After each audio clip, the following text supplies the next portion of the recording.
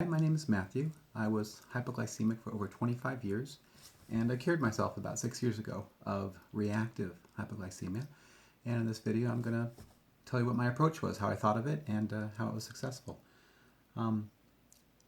My approach is that hypoglycemia, low blood sugar, is the symptom of reactive hypoglycemia. It's not the cause, it's the symptom. Insulin levels which are too high result in low blood sugar. Insulin's a hormone, and it has many functions, as hormones do.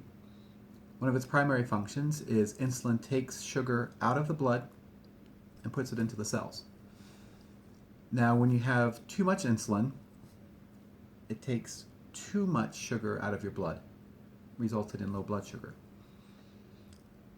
Then we go back one more step, and what is it which causes your insulin levels to be excessively high? And the way I think of it, this is my approach, that makes sense to me, and it's the best explanation which I've heard, if I do say so myself. But what causes the insulin levels to be too high is the beta cells in your pancreas, which produce insulin, are hyperactive. They're overproducing insulin. So the root cause of reactive hypoglycemia, I believe, is that the beta cells in your pancreas are hyperactive. They're overproducing insulin, results in excessively high insulin levels. The excessively high insulin levels then take excessively too much sugar out of your blood, and that's what causes the low blood sugar problems. So if that makes perfect sense to me, if that makes sense to you,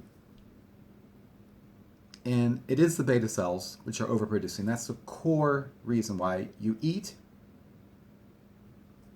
Then your beta cells overreact, produce too much insulin. Then sometime after you eat, the insulin's overproduced and the insulin takes out too much sugar from your blood.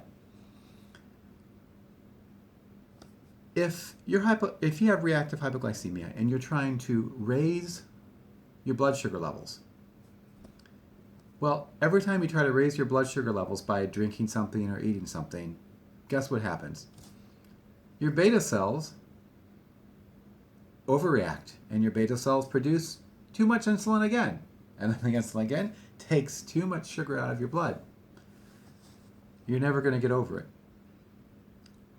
And so the approach I took, which worked wonderfully, and by the way, everybody who's tried this approach so far has had wonderful success with it. So now you know, hey, it's the beta cells being hyperactive.